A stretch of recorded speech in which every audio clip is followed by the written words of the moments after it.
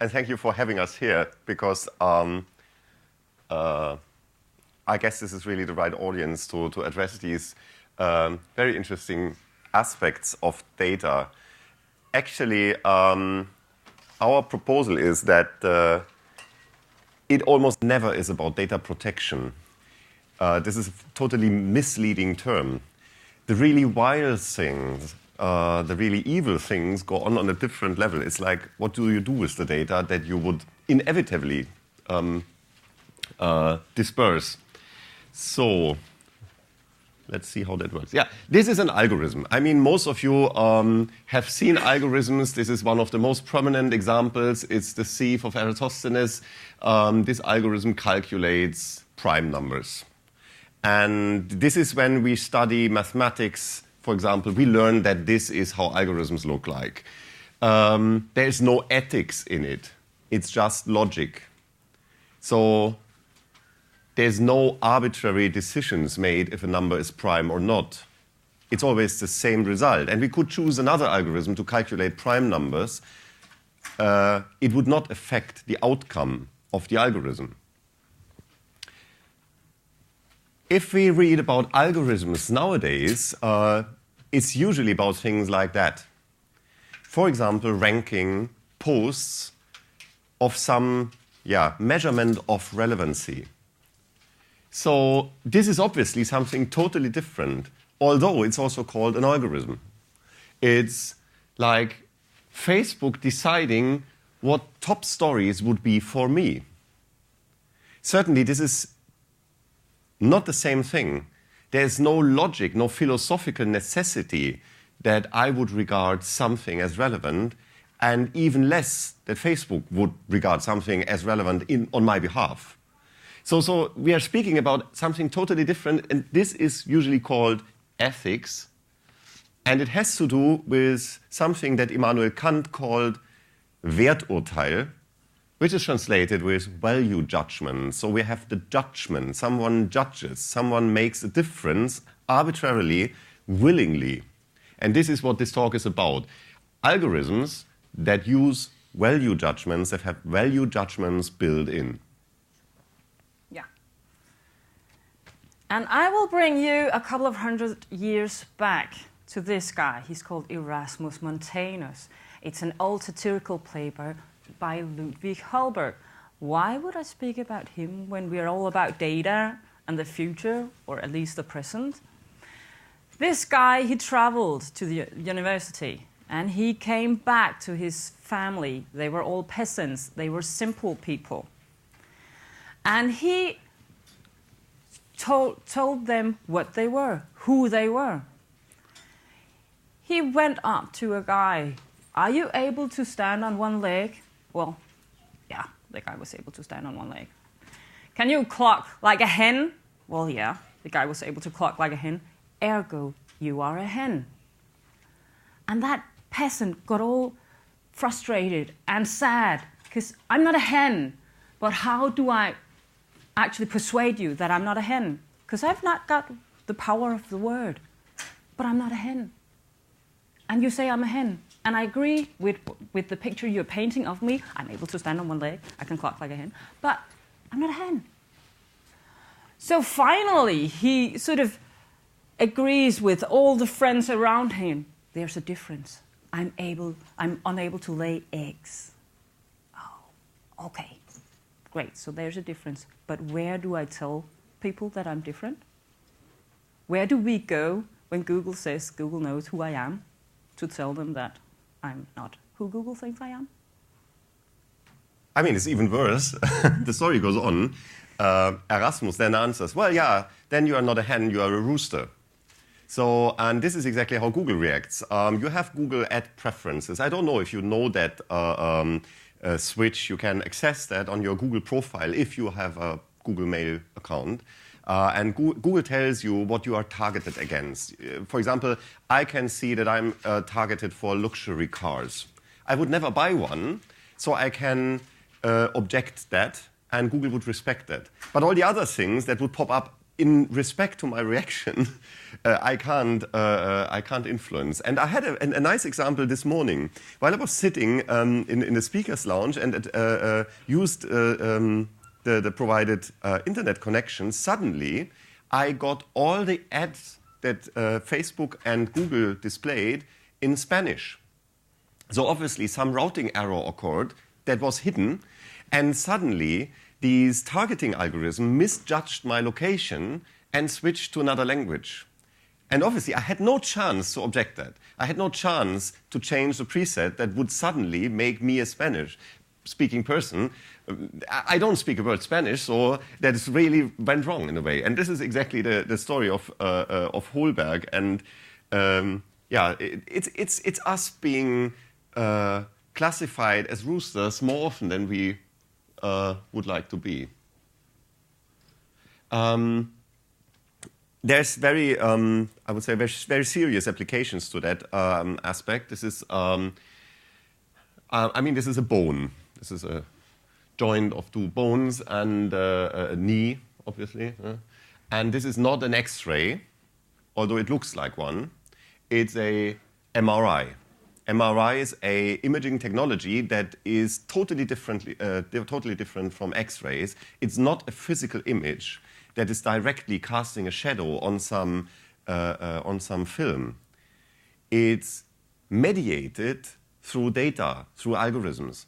And this was actually the picture that kicked our talk off like 4 years ago when this paper was published. And it was a discussion of surgeons complaining that they would not have the ability, there would not be one MRI in the market, not one, that would allow them to adjust the image to the way that it would fit their needs. Because one would be the surgeon, and for example, a blood vessel should be overestimated in respect to the diameter, because the worst thing that can happen is that the surgeon cuts through the vessel. The other was a cardiologist calculating the risk of a stroke. For her, it was very important to not overestimate the volume of blood going through the vessel. So the exact opposite of need, but it is a black box. So we have black boxes built in machines like that. Usually it's developers that are not really knowing about the tasks of their users. But users not knowing which question there is actually even worse. Some doctors know that they're looking at an image and a version of the truth, but a lot of them will actually say, oh, it is the truth.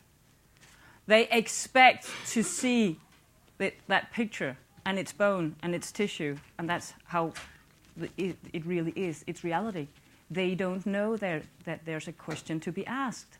They don't know that it could actually be seen in a slightly different way if the algorithm behind was changed. So we impose on them how they see and perceive the reality, unable to actually ask a question. So they actually see what they expect to see, an image of the real world. And we, the people working with data, working with the systems, we all know that there's an algorithm behind, and we could have tweaked it to show something a little more different. But the end user, in this case the doctors, they're unaware. This is a classic classification example. This is some flies classified in 3 different species.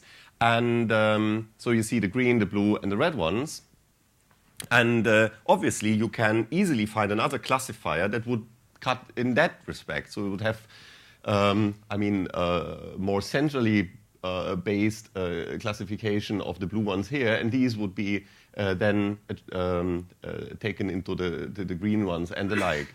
And how would we find the algorithm? How would we decide which model we choose? It's certainly we can't see from the data if, for example, this specimen belongs to that or that population. We can't decide that objectively. So we find a way of classifying. And what we do is we can make two kinds of errors. We can have false positives or false negatives. We can say, this is a blue one, but actually it's a green one. So this is one misclassification. Or we can say, no, it's a blue one. It's not a blue one, but actually it is. So and each error that we make has some costs behind it. Usually, you would find some idea of a loss function that you would have behind that, and you would then choose an algorithm that would minimize that loss function. Usually, we as a user don't have access to that loss function. It might be a very reasonable choice of loss function for people who build the algorithm, but not for us as user of the algorithm. And so this is really an interesting example. I mean, it's math, and it leads to decision done wrong. Yeah, and this is a very prominent example of algorithms that can have very deadly outcomes if done wrong. This is Palantir's user interface. It's not really appealing, I would say, but it's made for civil servants. So I think it's the look that they chose to fit the NSA guys. This is a network-based classifier that they use. They developed that initially for PayPal. PayPal would have that as a fraud detection algorithm that business analysts, financial analysts would get an easier way to judge if a financial transaction would be fraudulent. And exactly the same logic they now use to identify targets that might be terrorists. And obviously, this is totally obscure. You can't really access the data. It's classified. And a friend of mine, she's third generation descendant of Lebanese grandparents. So her grandparents actually immigrated to the US in the 1940s or so. And so her maiden name is Lebanese, but she married a Caucasian person, and she's Christian. Her parents and grandparents were also Christian. So this is not really the point. And then she traveled. She did a vacation in Turkey. And after that, she found herself on the no-flight list of the TSA. She was able to re-engineer that and found that a conclusion was made. Her maiden name, which sounded Arabic, or may have some Arabic roots, together with the rather un-American vacation location, Turkey, would make her a potential terrorist, even if she had been born in the US and her parents had been born there too. So this is how these algorithms really affect people's life, and we can't really access these value judgments. Oh yeah, this is also. I mean, this is. When I studied math, I did my thesis on machine learning in the 90s. Machine learning at that time was really more a theoretic thing. There was no really computers that were powerful enough to do machine learning. But now there are. We speak of deep learning. Deep learning is something that is deep by definition, and learning is always something intelligent. If you Google for deep learning, you end up with images like that: brains, neurons. Here, this is from the Matrix. And so you clearly get the picture that this has nothing to do with logic anymore. So in the 80s and 90s, we would have expert systems for decision making. This is what's built usually in data warehouses and the like. So SAP and companies like that are good at that, or SAS, which is a sponsor here, fortunately. The algorithms that we use now in learning, like the neural networks or so, are not logic-based. They are probabilistic. So they use prior distributions. So usually you will have an empiric distribution of specimen of a sample that you would use to initialize your algorithm. And it was these prior distributions, as all you know from Bayesian statistics, affect the outcome. And usually, you as a user, again, you don't know the priors. You don't know the stochastics behind the algorithm. I mean, this is called a hidden layer in this backpropagation networks. The hidden layer is called hidden with a good cause. You can't access it, and you can't interpret it. It's arbitrary in a way, and this is actually ethics. It's not mathematics. sometimes we actually are able to see the layer, maybe because someone reveals it for us. This one, classic example, I bet you all know it. If you are browsing from a Mac, your search result will be different than from a Windows machine.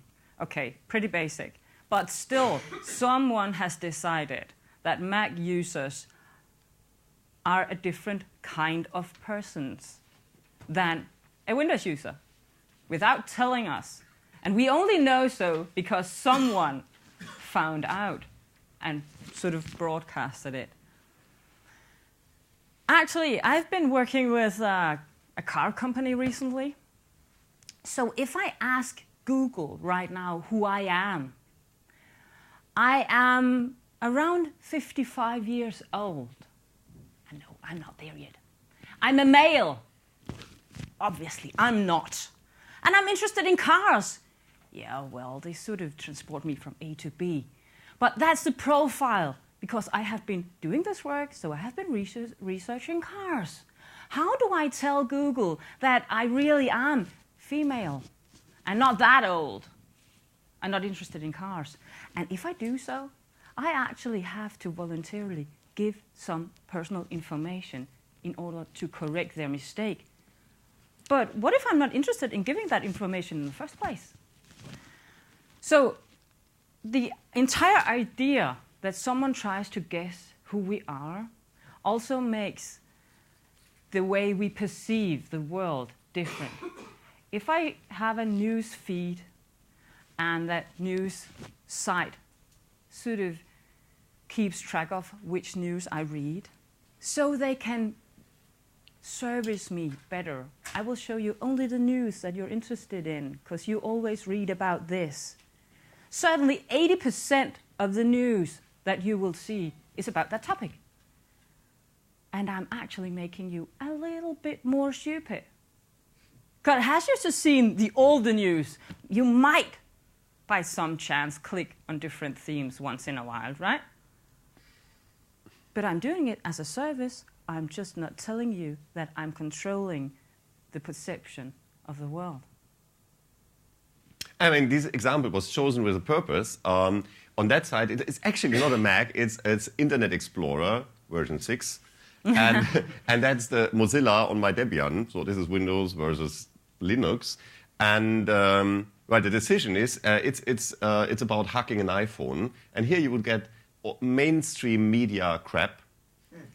You have to scroll down 10 or more pages to get the first meaningful article. And here you would get all the really interesting things. That I mean, it's the same. It was the same IP address. It was the same computer. So that's really a creepy thing. And I can top that car example. I mean, when I worked for advertising agency, one of my clients was a lingerie company.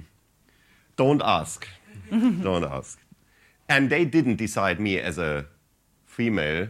They stayed male and lingerie and made their conclusions from that. No, I would have liked to see those ads. Okay, so one thing is that someone, without telling us, has this hidden layer of how we are perceived and how we should actually be presented to the world in one version. But this is actually getting even more interesting. Cars that are able to drive by themselves. Now that sounds pretty neat, because I don't have to pay attention to what I'm doing when I'm in a car. Of course, they have to have some sort of system, collision, detect, and avoidance. So if the car is about to crash, it has to decide, do I crash into a human or into a tree? Okay, I guess we agree we choose a tree. Okay, so let's say that I have the decision to crash into a 70-year-old lady who's ill. She's done paying her taxes. She's actually an expensive citizen. Or 30 years old. A lot of taxes to come yet, right? Who do I choose to run into? Who decides? Oh, well, an algorithm does. Yeah, but who builds it? And who are willing to say, okay, I built the algorithm. So death by algorithm actually should be on a death certificate, within a few years because an algorithm decided that this person had to die. Or taking it one step further, if I'm in a car, I'm driving, or actually the car is driving, and I have my kid next to me, then my choice of if I want to go head on into something or be crushed by the side would be different. I would choose head on because I would want to protect my kid. If I didn't have my kid with me, I would choose sideways. But still, an algorithm have to choose how much I feel to the person next to me. And I see some husband-wife thing going on here, actually. Might choose sideways. I don't know. Yeah. Well, let's go on to something more less gloomy. So this is also as a service. No deaths involved here. This is systems pretending to make the world a little easier, if not nicer. It's mobile pay. I just grab my cell in the middle of the night in a bar. I buy you a beer, so I'll just pay using my phone. That's so easy. No money to lose, and really. And next week, I'm in my bank trying to get a loan for a house or something. And I made this budget. No bank officer. I never go to bars or anything. I don't drink. Honestly, I don't. Oh, but you have to leave room in your budget for that. But I don't. Sorry, you just lied. Because I see you do. Because I know with tracking, GPS, the amount and the people you're with, that, yeah, you do drink. And I know how often. So you are not trustworthy anymore. And now I find this is a very good example because we have a solution for that. And it's in place in many states, in the European Union at least. And this is called regulation. We have exactly that kind of regulation for financial institutions. For example, insurances. There was a ruling by the European Court of Justice against the German insurers that had the practice of differentiating or discriminating against women. So women would have to pay higher insurance fees for their life or health insurances. If it were cars, I could understand that. Yeah, with cars you are allowed to do that actually, but not with insurances like retirements, life and health. And it was ruled that this is against European law. And the insurances obviously skipped that now. They wouldn't even ask if you're male or female because they wouldn't no longer care. And so that works in a way. So we have the power, we have the political tools in place already to deal with that. In many countries in Europe, for example, banks are not allowed to use the information you provide in your accounts for any purposes other than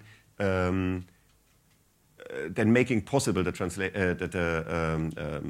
transfer of money.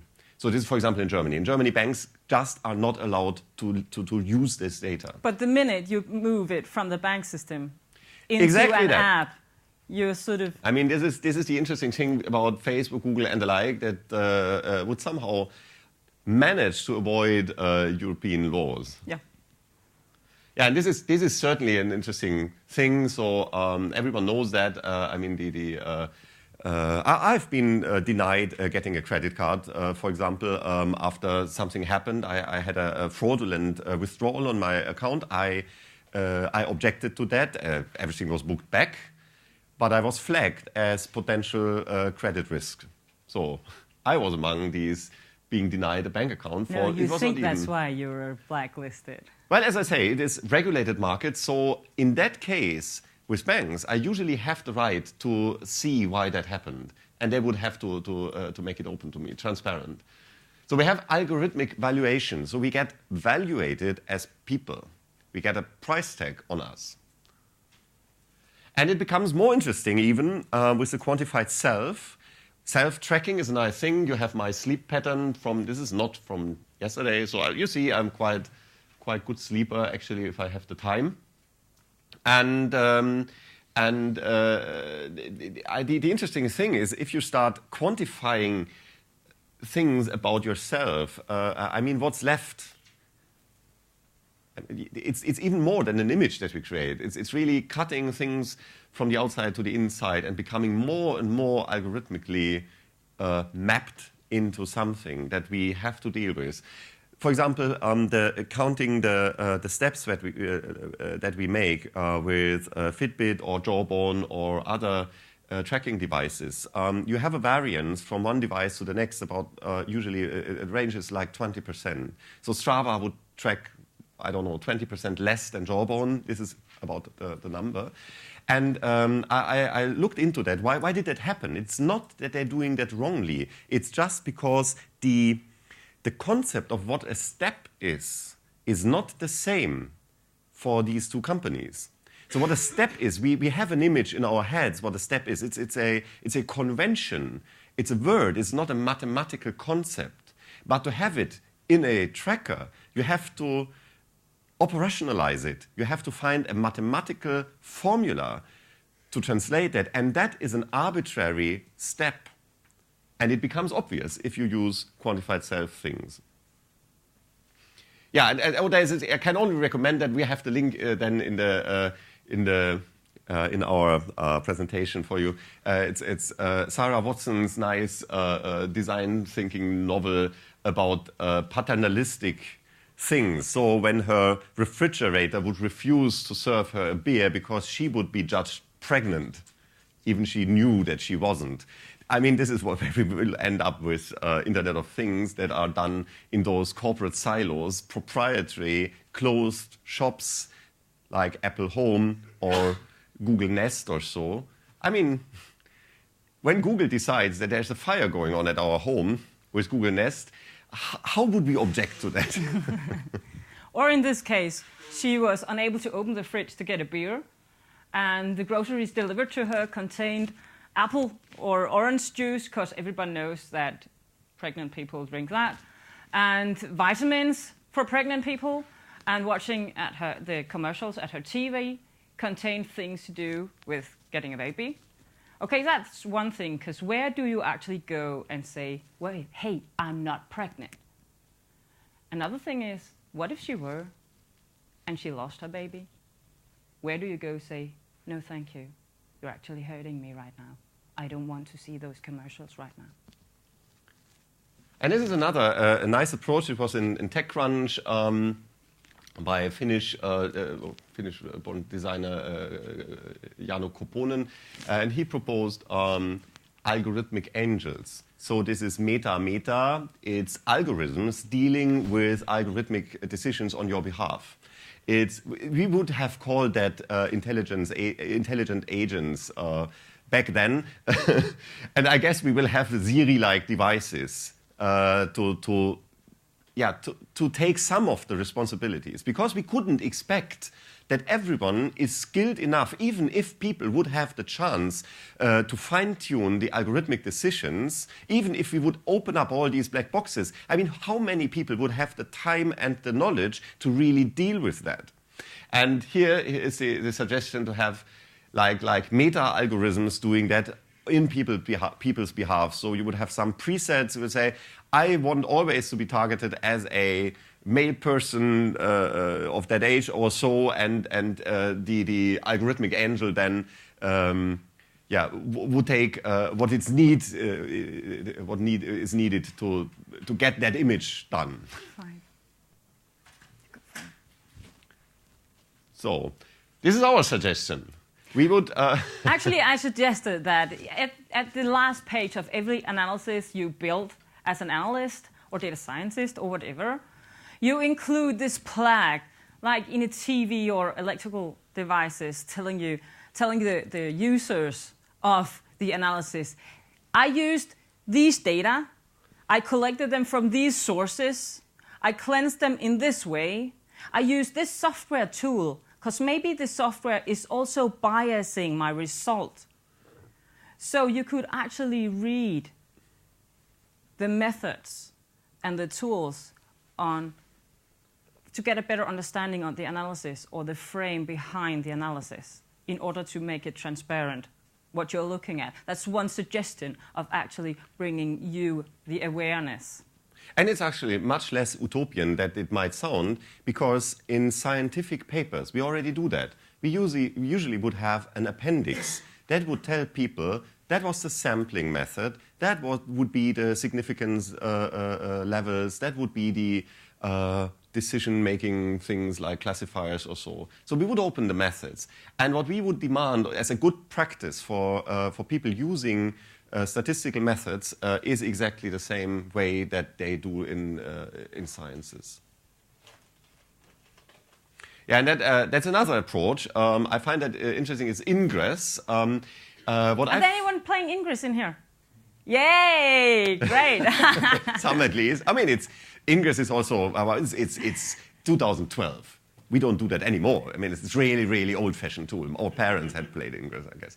But the visualization is interesting because it makes visible data as a sort of hidden dimension that surrounds us.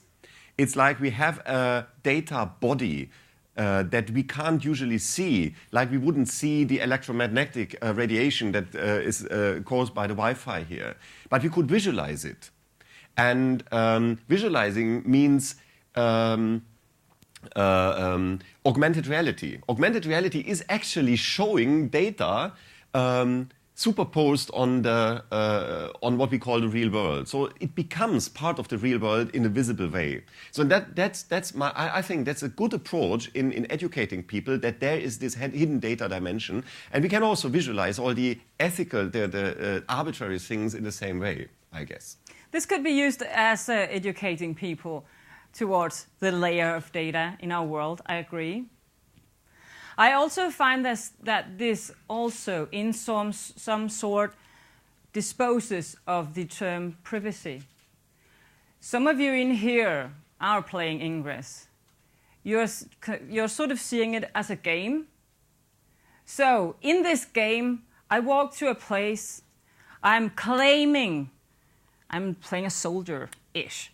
I'm claiming this place by taking a snapshot of this sculpture, and if enough of you either protecting the old way, the old world, or fighting for the new world, if enough of one sort claims the sculpture, it's you and you get points, stuff like that.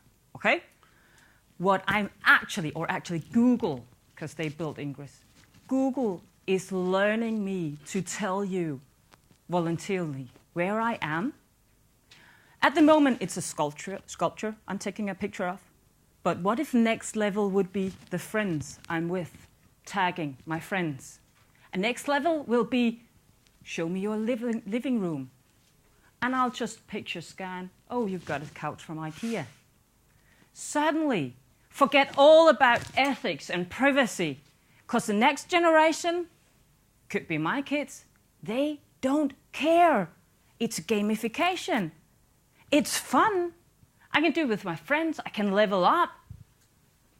Or in a McDonald's sense of way, I could get a coin offer by showing you on a picture, tagging who I'm with right now.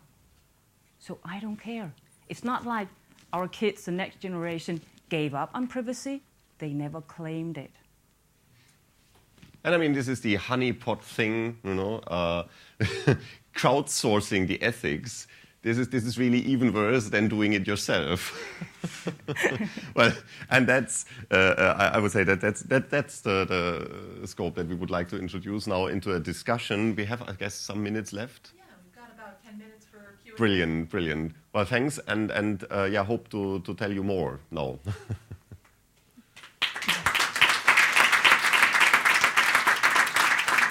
Yeah. Do you know anyone who's thinking very deeply in terms of political philosophy about this?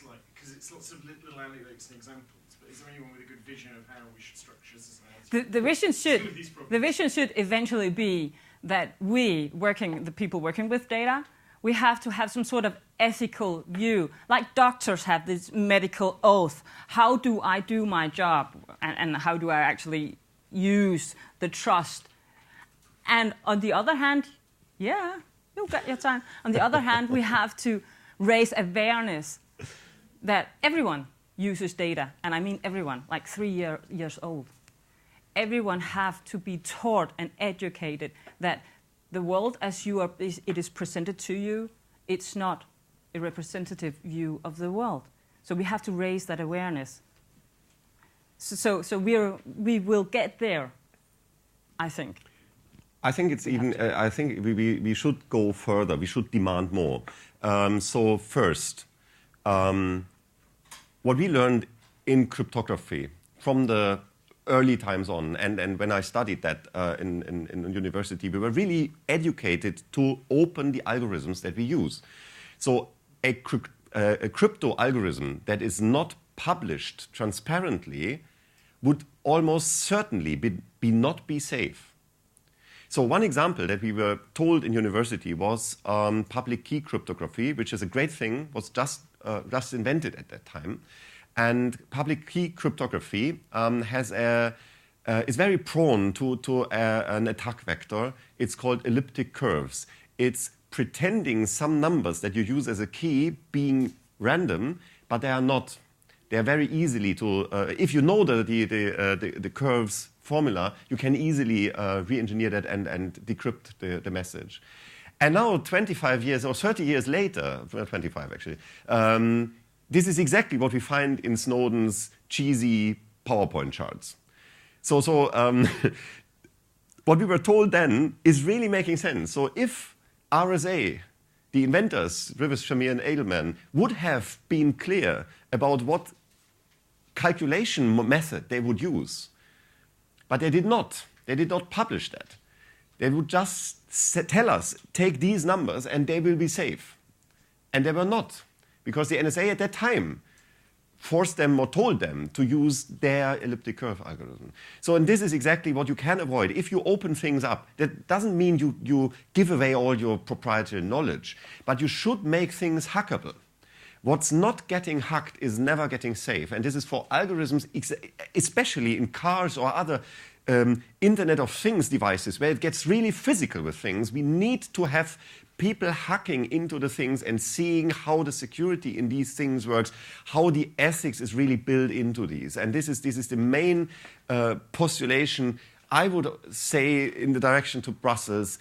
Get rid of proprietary DRM, closing the black box with legal obstacles to open it. And this is why I'm really into the Internet of Things things like Arduino or Raspberry Pi. But the thing is, even if you say governmental, I would state, getting back to the example of the car, the old lady who's an expensive citizen, could I trust a government to make a regulation to actually make the right decision? No? Any more questions? No, so you're saying on the one hand, make things hackable, and on the other hand, regulation is the answer. Right? It's both. But in the end, regulation benefits in most cases the parties that are being regulated. Right? So. But we are saying awareness. We're saying education. So you're right. You're The right. thing is, all the arguments that we are making about privacy, that we are making about ownership and so on, that is exactly the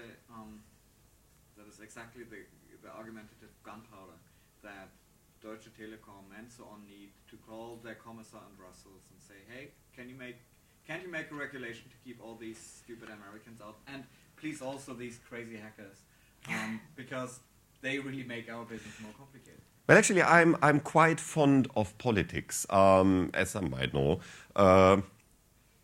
I think that we have the primate of politics in ethical things.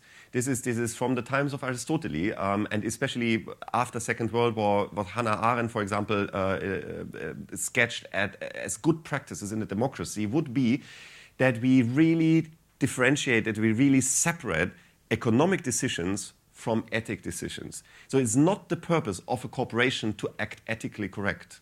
It's the society's obligation to find a political regulation, a law framework, a legal framework to avoid economic incorrectness.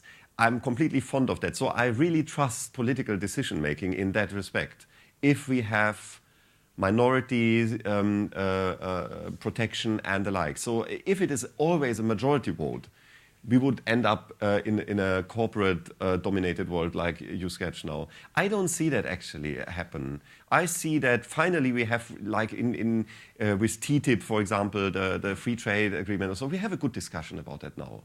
I mean, Commissioner Oettinger had announced yesterday, or this morning, that the intellectual property directive would get delayed another year now.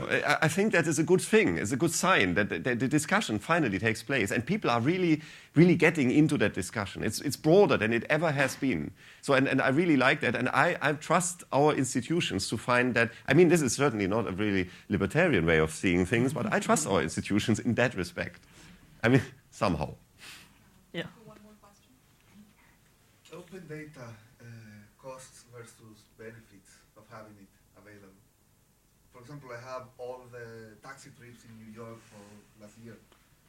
That is good in some ways. That is bad because privacy. How do we balance? By anonymizing it, by publishing it, because it should be open data, in my view. Maybe that's another topic, but by anonymizing it, and maybe making it available in some sort of chunks instead of the trip from A to B, because the trip actually would enable some people to figure out. The problem with anonymizing is that mathematically it's super hard, almost That's right. impossible. The more data you get from different places. But that's just one of our challenges. Because if you have the taxi trip and you've got the same data set with phones, for instance, certainly I would know who traveled. So the problem is anonymizing until the point that it's... You are right.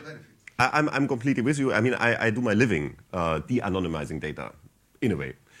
So using, for example, hardware errors that are built in gyroscopic data to use that as a fingerprinting method to re-identify devices, even if they changed ownership. And which is an interesting thing. You can always do that. The data that we use is so rich, it's not really feasible to really de-anonymize it. So we have to find ways to meaningfully prevent misuse. Yeah. Again, this is a regulatory issue.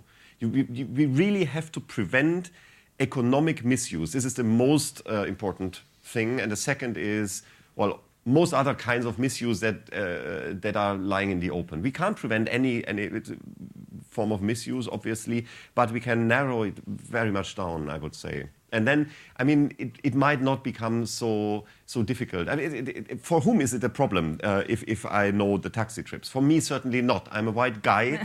It's not a problem, but the minute you sort of cross with other data sets, I would certainly want. No, for me, actually, so this is I can really have the post-privacy story, and I would be the super post-privacy evangelist, actually. If I would be a refugee, an illegal immigrant, that would be totally different story. I certainly would have a problem with living in the open then. And so we have, this is exactly the two polarities. And anything between is true. I mean, many women suffer from stalking and getting attacked. And so there is a gender bias in these things. I mean, there was a nice study done in the MIT from a sociologist, and she checked that 95% or so of the self-checkers are male. Why is that? And one thing that she figured out was, especially drinking alcohol would make a difference for a man or a woman, at least in the United States. So for most women that she interviewed, they thought, if, exactly the bar example, if it becomes public that they would regularly drink with friends, they would risk their careers. For men, this is not a problem. And that is just one example of where we have a gender bias. And as long we always have these hierarchies in society. We can't avoid this because we live that way. But we have to make people aware of that that these exist. And then we have to deal with it in a way. And this is all unsolved problems. What we propose now, and we are working on that, is a toolbox We are trying to put things together like checklists and toolboxes for good practices in that way. And next time, hopefully, we will be here and present that to you and have the discussion on our tools then. All right, great. I Thank know you. this is a really rich discussion, and it's one we're going to be having for years to come. Yeah, hopefully we have. So let's have a round of applause for our speakers, and then 5 minutes to get to the next show.